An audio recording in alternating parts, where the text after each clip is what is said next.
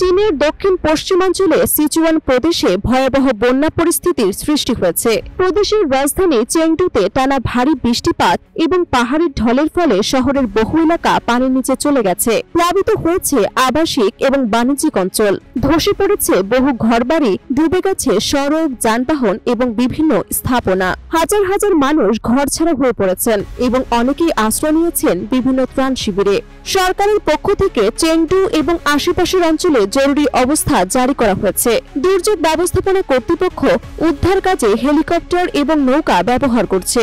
দুর্যোগ কবলিত এলাকার বহু স্থানে বিদ্যুৎ এবং পানি সরবরাহ পুরোপুরি বন্ধ হয়ে গেছে টেলিযোগাযোগ ব্যবস্থাও। ফলে অনেক এলাকা বাইরের জগৎ থেকে বিচ্ছিন্ন হয়ে পড়েছে।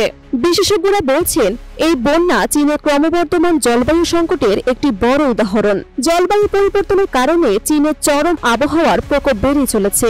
এবারে অতিবৃষ্টি ছিল দীর্ঘস্থায়ী এবং প্রচন্ড, যার ফলে নদ নদী উপচে পড়ে আশেপাশের এলাকা প্লাবিত হয়েছে। একই সঙ্গে মাটির স্থিতিশীলতা নষ্ট হয়ে ভূমিধসেরও ঝুঁকি দেখা যায়। চেংডুর মতো আধুনিক নগরীর অবকাঠামো এই মাত্রার প্রাকৃতিক দুর্যোগ সামাল দেওয়ার জন্য যথেষ্ট প্রস্তুত ছিল না। ফলে শহরের গুরুত্বপূর্ণ সড়ক, হাসপাতাল, বিদ্যুৎ কেন্দ্র সহ বিভিন্ন স্থাপনা অচল হয়ে পড়েছে। বহু বাসিন্দা বন্যায় আটকে পড়েছেন এবং নিরাপদ স্থানে পৌঁছাতে হিমশিম খাচ্ছেন। বিভিন্ন সংবাদ মাধ্যম এবং সামাজিক যোগাযোগ মাধ্যমে ছড়িয়ে পড়া ছবি এবং ভিডিওতে দেখা গেছে গাড়ি, দোকান, এমনকি বড় বড় ভবনও পানির নিচে তলিয়ে গেছে। সাধারণ মানুষের চোখে মুখে আতঙ্ক এবং অনিশ্চয়তার ছাপ স্পষ্ট দেখা যায়। অনেকেই পানিবন্দী অবস্থায় দিন কাটাচ্ছেন। সরকারিভাবে জানানো হয়েছে উদ্ধার কার্যক্রম এবং জরুরি ত্রাণ সরবরাহ চলছে। ক্ষয়ক্ষতির প্রকৃত চিত্র এখনো পুরোপুরি জানা যায়নি, তবে ধারণা করা হচ্ছে ক্ষয়ক্ষতির পরিমাণ ব্যাপক হতে পারে। সিচুয়ানের এই দুর্যোগ শুধু একটি প্রাদেশিক ঘটনা নয়, এটি গোটা চীনের জন্য একটি বড় সতর্কবার্তা।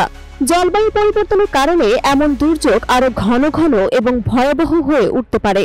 পরিবেশবিদরা বলছেন, এখনই কার্যকর পদক্ষেপ না নিলে ভবিষ্যতের জন্য পরিস্থিতি আরো সংকটময় হয়ে উঠবে। এই বন্যা চীনা সরকারের জন্য এক গুরুত্বপূর্ণ বার্তা। পর্যাপ্ত অবকাঠামো, প্রযুক্তি নির্ভর পূর্ব প্রস্তুতি এবং দুর্যোগ ব্যবস্থাপনার দিকটি পূর্ণ বিবেচনা করার সময় এখনই। সিচুয়ানের মানুষ এখন চায় উন্নত ব্যবস্থা, সঠিক সহায়তা এবং ভবিষ্যতের জন্য কার্যকর সুরক্ষা।